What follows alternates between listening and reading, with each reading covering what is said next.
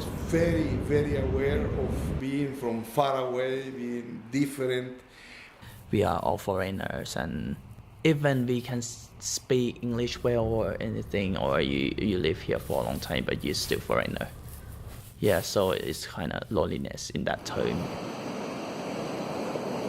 I think that this migration is a very typical human characteristic, and a very important one. We have the desire, we are curious, and that we want to know what is behind the hills. We are not happy with the place here. We want to have something where we can dream of, that we can desire, that we have a desire for.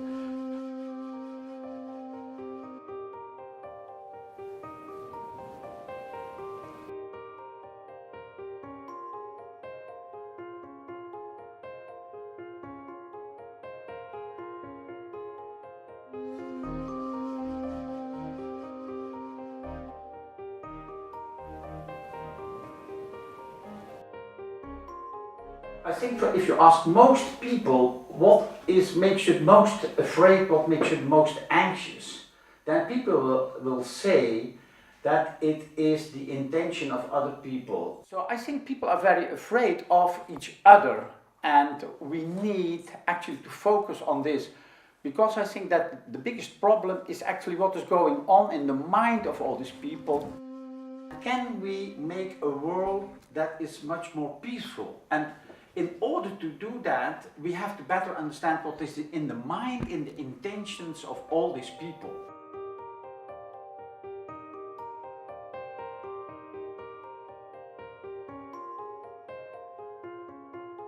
What we do now with our organization Proment is that we try to connect people who are autochthone or living in an area. We bring them in contact with people from different countries, migrants, and we are talking about the life stories.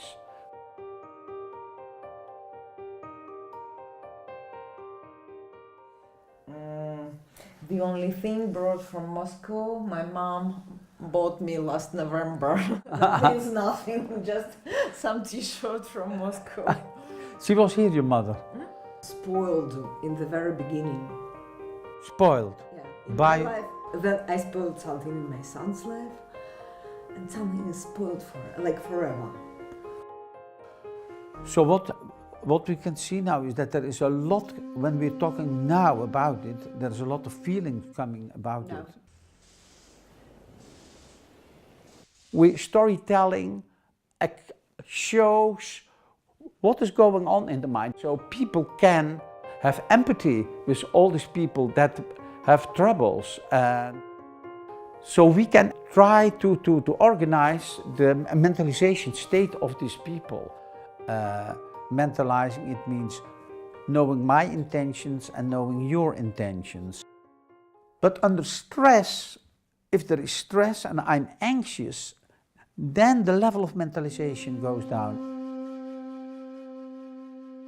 Steps that we can see in the development of our brain, that is also steps that we can see in the development of the child.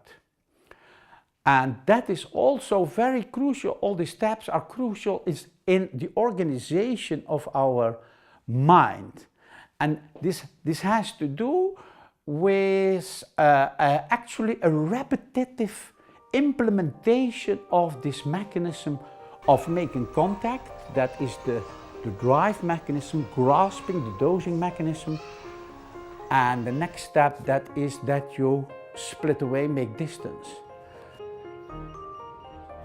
And that is that is a regulatory mechanism, and you can see that our intention is first that you want to have close contact with mommy, with your mother, and then it comes that you want to have also a distance. You don't want to fuse with her, you want to have your differentiation, you want to have your own personality.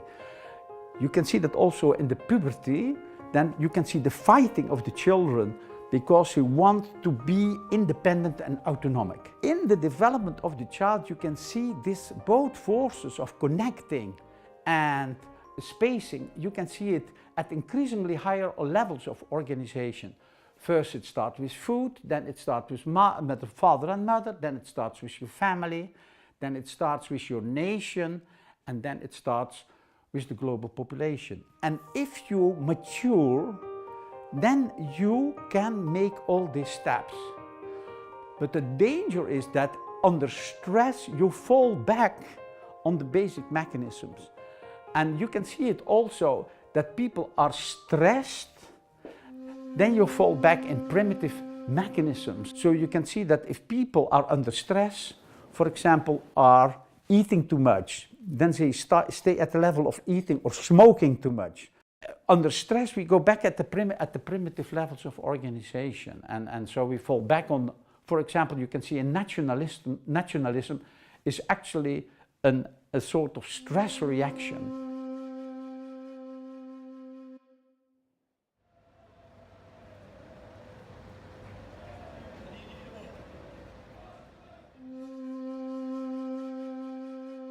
They have a weak mentalization. These people fall easy back in the black and white mechanism. We are good and the other one are bad, and so you have to leave. So that is crucial to look at this level of mentalization in order to have a good society, because we are living now in a society where everybody is a mixed group and a bicultural background.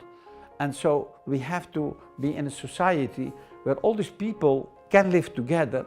And I think that is crucial to have a better insight in all these mechanisms.